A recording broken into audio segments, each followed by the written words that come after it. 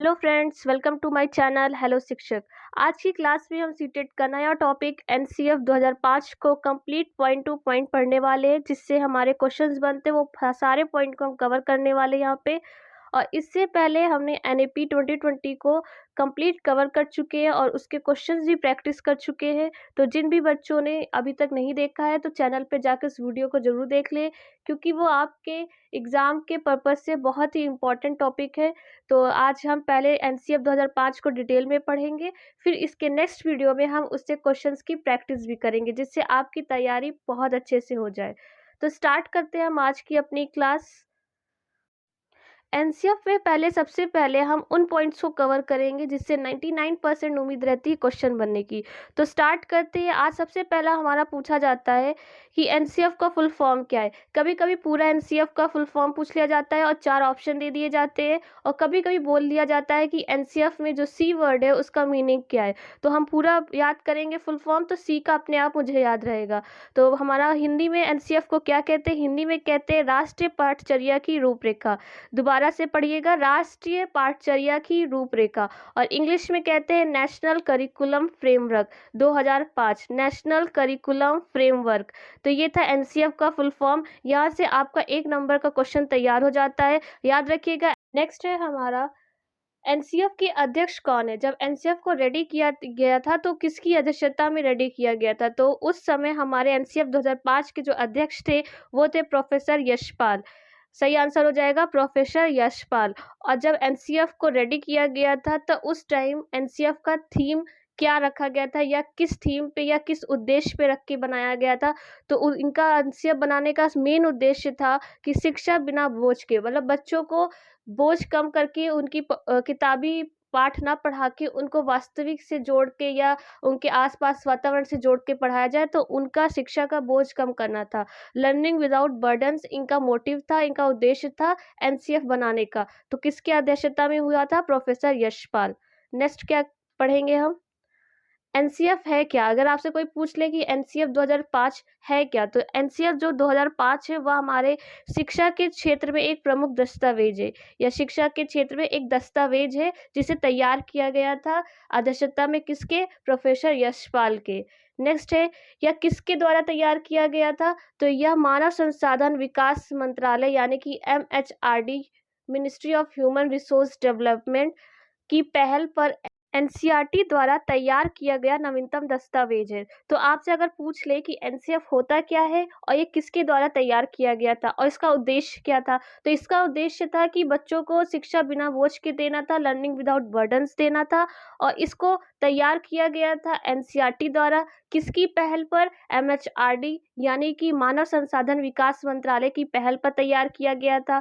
और ये है क्या? ये शिक्षा के क्षेत्र में एक दस्तावेज है जिसे तैयार किया गया था बच्चों के लिए। नेक्स्ट हमारा क्या यहाँ से बनता है क्वेश्चन? नेक्स्ट बनता है कि एनसीएफ 2005 की जो उत्पत्ति हुई थी, यानी जो बनाया गया था, वो कहाँ से बनाया गया था या कहाँ से लिया गया था? तो ये राष्ट्रीय पाठचर्या की रूपरेखा 2005 की उत्पत्ति रविन्द्रनाथ टैगोर के सभ्यता और प्रगति नामक निबंध से हुई थी। तो यहाँ पे वेरी वेरी इंपॉर्टेंट क्वेश्चन बनता है आपका कि अगर आपसे पूछ ले कि एनसीएफ 2005 की उत्पत्ति कहाँ से हुई थी, तो ये हुई थी हमारा सभ्यता और प्रगति। और सभ्यता और प्रगति क्या है? यह निबंध है। और यह निबंध किसका है? यह निबंध है रविन्द्रनाथ टैगोर जी का। तो यहाँ से 3 क्वेश्चन आपके बन गए कि निबंध का नाम क्या था, ये निबंध था, और ये निबंध किसका था। तो यहाँ पे राष्ट्रीय पाठचर्या 2005 की उत्पत्ति हुई थी रविन्द्रनाथ टैगोर के सभ्यता और प्रगति के नामक निबंध से हुई थी। तो ये था आपका क्वेश्चन। नेक्स्ट क्वेश्चन बनता है कि भारत में अब तक 3 राष्ट्रीय पाठचर्या दस्तावेज बन चुके हैं, जो इस प्रकार है। अभी तक कितने हमारे एनसीएफ आ चुके हैं ये याद रखना है। तो यहाँ पे अभी तक 3 दस्तावेज आ चुके हैं हमारे शिक्षा के क्षेत्र में। पहला राष्ट्रीय पाठचर्या 1975 में आया था, सेकेंड आया था 1988 में, और थर्ड 2000 में। ये 3 हमारे प्रमुख दस्तावेज हैं, तो अभी तक हमारे भारत में आ चुके हैं। और चौथा अभी जो हम पढ़ रहे हैं वो है हमारा राष्ट्रीय पाठचर्या 2005 को। तो उसको डिटेल में भी पढ़ेंगे आगे। नेक्स्ट बनता है राष्ट्रीय पाठचर्या की रूपरेखा 2005। इसको डिटेल में पढ़ेंगे। एनसीएफ 2005 का प्रारंभ शिक्षा शास्त्री रविन्द्रनाथ टैगोर सभ्यता और प्रगति जो इनका निबंध था अभी ऊपर पढ़ा था हमने, आधार मानकर किया गया था। भारत सरकार के द्वारा रूपरेखा तैयार करने के लिए यूजीसी के पूर्व अध्यक्ष प्रोफेसर में 23 सदस्यों की समिति का गठन किया। इस समिति के द्वारा 21 राष्ट्रीय बिंदु को मद्देनजर रखते हुए 21 समूह का गठन किया गया। एनसीएफ 2005 का निर्माण मानव विकास संसाधन मंत्रालय यानी एमएचआरडी की देखरेख में किया गया था। ये तो हमने पॉइंट पॉइंट कवर कर लिया था, यहाँ पे यही डिटेल में दिया गया है। तो नेक्स्ट हमारा था कि एनसीएफ 2005 का उद्देश्य क्या था। तो हमारे एनसीएफ 2005 का उद्देश्य था बच्चों का सर्वांगीण विकास करना, उन्हें स्कूली शिक्षा से बाहरी शिक्षा से जोड़ना, यानी शिक्षा बिना बोझ के हमारा मेन उद्देश्य था। और बच्चों को स्कूली शिक्षा जो है उसको बाहरी शिक्षा से जोड़कर पढ़ाना, ताकि बच्चे वास्तविकता से जुड़कर और अच्छे से सीख सके और आगे बढ़ सके, ना कि वो रटन पद्धति पर ध्यान दे। तो इनका था बच्चों का सर्वांगीण विकास करना। नेक्स्ट हमारा क्या उद्देश्य था। एनसीएफ 2005 बालक के मूल्यांकन के लिए सतत एवं व्यापक मूल्यांकन पर बल देती है। नवीन सोच, तर्क क्षमता, चिंतन आदि विकसित करना। सतत एवं व्यापक मूल्यांकन पर बल दिया गया है यहाँ पे, क्योंकि बच्चों का अगर योगात्मक मूल्यांकन किया जाएगा, मतलब कि आप सत्र के अंतिम में एक परीक्षा ले लिया, बच्चों को बता दिया कि आप पास हो गए या फेल हो गए और आप अगली कक्षा में प्रवेश कर रहे, तो इससे कोई फायदा नहीं। अगर बच्चों का सतत मूल्यांकन होगा, समय समय पर उनके ज्ञान को जांचा जाएगा कि उनको कितना समझ में आ रहा है, तो बच्चे की नवीन सोच, उनकी क्षमता, उनकी चिंतन आदि को विकसित करेगा और बच्चे शिक्षा के क्षेत्र में आगे बढ़ते जाएंगे।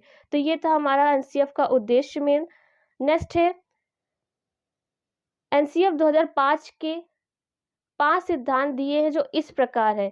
एनसीएफ में 5 सिद्धांत दिए गए हैं, तो 5 सिद्धांत क्या है। पहला है ज्ञान को बाहर जीवन से जोड़ा जाए। सेकंड, रखने की प्रणाली खत्म की जाए। सॉरी, यहाँ पे रखने नहीं है, सो यहाँ पे लिखा हुआ है रटने, तो इसको सही कर लीजिएगा। रटन प्रणाली जो थी उसको यहाँ पे खत्म किया जाए, बच्चों को कंठस्थ न करा के बच्चों को बाहर जीवन से जोड़ा जाए। तो यहाँ पे मेन इनके 5 सिद्धांत थे। थर्ड सिद्धांत था इनका पाठ्य पुस्तक केंद्रित ना हो शिक्षा। शिक्षा पाठ्य पुस्तक पे केंद्रित ना होकर कौन सी शिक्षा होनी चाहिए, हमारी बाल केंद्रित होनी चाहिए, कि बच्चों को किस प्रकार से कैसे पढ़ाया जाए।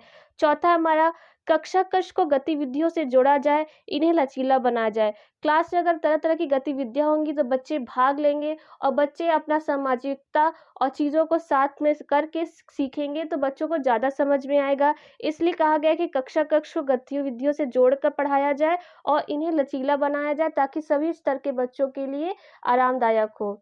नेक्स्ट हमारा लास्ट सिद्धांत है 5वां, राष्ट्रीय महत्व बिंदु को पाठ्यक्रम में शामिल किया जाए। ये थे हमारे 5 सिद्धांत एनसीएफ के। तो एक बार फिर से देख लीजिएगा क्या है। ज्ञान को बाहर जीवन से जोड़ा जाए, रटने की प्रणाली खत्म की जाए, पाठ्य पुस्तक पर केंद्रित ना हो शिक्षा, और कक्षा कक्ष को गतिविधियों से जोड़ा जाए और उन्हें लचीला बनाया जाए। और 5वां था हमारा राष्ट्रीय महत्व बिंदु को पाठ्यक्रम में शामिल किया जाए। तो ये थे हमारे सिद्धांत। नेक्स्ट है, यहाँ पे नोट लिख लेंगे। एनसीएफ 2005 की उत्पत्ति रविन्द्रनाथ टैगोर के सभ्यता व प्रगति से हुआ है। ये आपके हर एग्जाम में पूछा जाता है। सभ्यता ऑल्टरनेट कभी कभी पूछ लेते हैं कि कभी कभी पूछ लेते हैं सभ्यता प्रगति किसका निबंध है, तब रविन्द्रनाथ टैगोर का है। या रविन्द्रनाथ टैगोर के निबंध का नाम पूछ लेते हैं कि 2005 एनसीएफ की उत्पत्ति कहाँ से हुई है या कहाँ से लिया गया है। तो ये हमारा है सभ्यता और प्रगति से। नेक्स्ट पॉइंट क्या, नेक्स्ट पॉइंट है हमारा एनसीएफ 2005 में रूपरेखा के तहत सभी भाषा में अनुवाद किया गया 8वीं अनुसूची के तहत। तो हमें पता है 8वीं अनुसूची में कितनी भाषाएं हैं हमारी। तो अगर आपने पढ़ा होगा ध्यान से, तो 8वीं अनुसूची में हमारी 22 भाषाएं हैं और उन्हीं 22 भाषाओं में एनसीएफ को अनुवाद किया गया है। अगर आपसे क्वेश्चन बन जाए कि एनसीएफ को कितने भाषाओं में प्रस्तुत किया गया है या उसको लिखा गया, तो उसको अब 8वीं अनुसूची के तहत उसमें जितनी भी भाषाएं होती हैं उनके तहत सभी में अनुवाद किया गया है। तो आपको पता होना चाहिए कि 8वीं अनुसूची में कुल 22 भाषाएं होती हैं। तो इसका मतलब कि एनसीएफ 2005 में रूपरेखा को 22 भाषाओं में अनुवाद किया गया है। ये भी आप पॉइंट याद रखिएगा। नेक्स्ट पॉइंट बनता है हमारा 2005 के एनसीएफ 2005 के महत्वपूर्ण बिंदु क्या क्या थे। विद्यार्थियों को रटने से मुक्त कराया जाए, जिससे उनका चहुमुखी विकास हो सके। ताकि बच्चे रटने पे ध्यान ना देकर चीज़ों को समझ के जितना पढ़े उसका अर्थ समझे और उसको आगे तक उनको याद रहे, ताकि वो रट के भूल ना जाए। तो इसलिए उन्होंने कहा था उनका चहुमुखी विकास हो चुके। शिक्षा बाल केंद्रित होनी चाहिए, कि ना कि शिक्षक केंद्रित या तो पाठ्य पुस्तक केंद्रित। कैसी होनी चाहिए? शिक्षा बाल केंद्रित होनी चाहिए। नेक्स्ट हमारा थर्ड है, भारत सरकार की एमएचआरडी यानी ministry of human resource development की पहल पर प्रोफेसर यशपाल की अध्यक्षता में यह समिति तैयार की गई। तो यहाँ पे क्वेश्चन क्या बना था कि हमारे एनसीएफ 2005 के अध्यक्ष कौन थे? तो अध्यक्ष थे हमारे प्रोफेसर यशपाल। और किसकी पहल पे तैयार किया गया था? वो तैयार किया गया था एमएचआरडी यानी ministry of human resource development के तहत। और किसने तैयार किया था? एनसीईआरटी ने तैयार किया था। तो ये था हमारा मेन पॉइंट। नेक्स्ट पॉइंट बनता है, पाठ्यक्रम ज़्यादा से ज़्यादा व्यवहारिक होना चाहिए ताकि बच्चे के लिए लचीलापन हो जाए। और नेक्स्ट पॉइंट है, राष्ट्रीय पाठचर्या की रूपरेखा 2005 एनसीईआरटी पाठ्यक्रम में सुधार लाने हेतु अपनाया गया एक सुधारात्मक कदम है। यह एनसीईआरटी बच्चों के जो पाठ्य पुस्तकें थे उनमें सुधार लाने के लिए, कि बच्चों को शिक्षा दी जाए बिना बोझ के, ना कि उनको पुस्तक आधारित केंद्र बनाया जाए। इसलिए इन सब चीज़ों के सुधार के लिए पाठचर्या को एनसीएफ 2005 को लाया गया था। नेक्स्ट है हमारा एनसीएफ 2005 14 एवं 15 जुलाई 2004 की बैठक का परिणाम है। तो इसकी बैठक कब हुई थी? 14 एवं 15 जुलाई को बैठक हुई थी और यह 2005 में बन के तैयार हो गया था। और लास्ट था इसका, बाहरी ज्ञान से जोड़ा जाए। एनसीएफ को बच्चों को पढ़ाने के लिए उनके ज्ञान को उनके आसपास के वातावरण या बाहरी शिक्षा से जोड़कर पढ़ाया जाए। ये थे महत्वपूर्ण बिंदु। एनसीएफ 2005 का निर्माण एनसीईआरटी ने किया था और राष्ट्रीय पाठचर्या की रूपरेखा 2005 के अनुसार भाषा बच्चे की मातृभाषा होगी। कि हमारा एक अनुच्छेद 350 होता है जिसमें ये कहा गया है कि बच्चों को जो शिक्षा दी जाए। नया आर्टिकल हमारा 350 था, उसमें बोला गया था बच्चों को शिक्षा राज्य में या राज्य के बाहर हो, बच्चों को उसको क्षेत्रीय भाषा यानी कि उसकी मातृभाषा में ही शिक्षा दी जाए। इसलिए एनसीएफ 2005 के अनुसार भाषा बच्चे की मातृभाषा होगी, ताकि वह किसी भी क्षेत्र से किसी दूसरे क्षेत्र में भी पढ़ने जाएगा तो जब वो अपने क्षेत्रीय भाषा या मातृभाषा में पढ़ेगा तो उसको पढ़ने में आसानी होगी, चीज़ों को समझने में, अर्थ समझने में ईजी होगा। इसीलिए मातृभाषा में शिक्षा दी जाए। नेक्स्ट है हमारा एनसीएफ का सूत्र क्या था? अगर आपसे पूछ ले कि उसका थीम क्या था, तो शिक्षा बिना बोझ के यानी लर्निंग विदाउट बर्डन हमारा एनसीएफ 2005 का सूत्र था। पाठ्यक्रम होता क्या है, करिकुलम क्या होता है, ये भी देख लेंगे। पाठ्यक्रम दो शब्दों से मिलकर बना है, पाठ और क्रम, जिससे पाठ का अर्थ होता है पढ़ने योग्य सामग्री तथा क्रम का अर्थ होता है एक निश्चित व्यवस्था। तो एक पढ़ने की सामग्री का एक निश्चित व्यवस्था ही हमारा पाठ्यक्रम कहलाता है, यानी कि करिकुलम कहलाता है। तो इस सी का हमारा फुल फॉर्म क्या होता है? करिकुलम, पाठ्यक्रम, राष्ट्रीय पाठचर्या की रूपरेखा। तो ये हमारा था पाठ्यक्रम। फोब्रेल के अनुसार पाठ्यक्रम समस्त मानव जाति के गुण का सार है। ये फोब्रेल की परिभाषा है, ये भी ध्यान रखिएगा। पाठ्यक्रम समस्त मानव जाति के गुणों का सार है। नेक्स्ट है हमारा एनसीएफ 2005 में शिक्षक के प्रति क्या दृष्टिकोण दिया गया है? तो शिक्षक के प्रति ये दृष्टिकोण दिया गया है कि शिक्षक ज्ञान का स्रोत नहीं है, केवल सुगम करता है, जो चीज़ों को सरल करके बताएंगे। शिक्षक को उन्होंने फैसिलिटेटर यानी सुविधादाता माना गया है, ना कि शिक्षा का स्रोत माना गया है। तो इसीलिए एनसीएफ में जो शिक्षक है उसको चीज़ों को सरल करके बताएंगे, उनके लिए सुविधादाता बनकर बच्चों को पढ़ाएंगे। एनसीएफ 2005 में बालक के प्रति क्या दृष्टिकोण दिया गया है? प्रत्येक बच्चे में सीखने की गति अलग होती है, तो हर एक बच्चे में करिकुलम भी अलग होना चाहिए। शिक्षक को चाहिए कि वह बच्चों को अपने हिसाब से सीखने का मौका दे, क्योंकि हर बच्चा विशिष्ट होता है, तो उसकी सीखने की क्षमता और समझने की क्षमता भी अलग होगा, ना कि बच्चे एक ही स्तर पे समान स्तर से सीखते हैं। तो जैसे जैसे बच्चे सीखेंगे वैसे वैसे उनका करिकुलम होना चाहिए और उन्हें ज़्यादा से ज़्यादा करके सीखने पर फोकस करना चाहिए। शिक्षक को इस चीज़ पे ध्यान देना चाहिए। यही दृष्टिकोण एनसीएफ 2005 से बालक के लिए बोला गया है। और नेक्स्ट हमारा लास्ट है कि एनसीएफ 2005 गणित के प्रति क्या दृष्टिकोण दिया गया है? कि बच्चे गणित की मूल संरचना को समझने और बीज गणित, अंक गणित, रेखा गणित, त्रिकोणमिति के सभी मूल तत्व, समस्या समाधान की अनेक युक्तियां अर्थात परिणाम, सामान्य, स्थिति विश्लेषण, एवं अनुमान लगाना तथा पुष्टि करना आदि पद्धति मुहैया कराते हैं हमारे गणित में। तो ये था हमारा एनसीएफ 2005। तो आप आई होप आपको ये पूरा वीडियो समझ में आया होगा। हमने इसमें सिर्फ वो पॉइंट्स कवर किए हैं जहाँ से क्वेश्चंस बनने की उम्मीद होती है। तो ये था हमारा शॉर्ट नोट्स, और नेक्स्ट वीडियो में हम इससे रिलेटेड क्वेश्चंस भी प्रैक्टिस करेंगे। तो आप ये वीडियो को 1-2 बार अच्छे से पढ़ लीजिएगा, ताकि जब हम क्वेश्चंस की प्रैक्टिस करें तो आपके एक भी क्वेश्चंस गलत ना हो पाए। तो वीडियो अच्छा लगा हो तो लाइक, कमेंट, शेयर ज़रूर करिएगा। Thank you.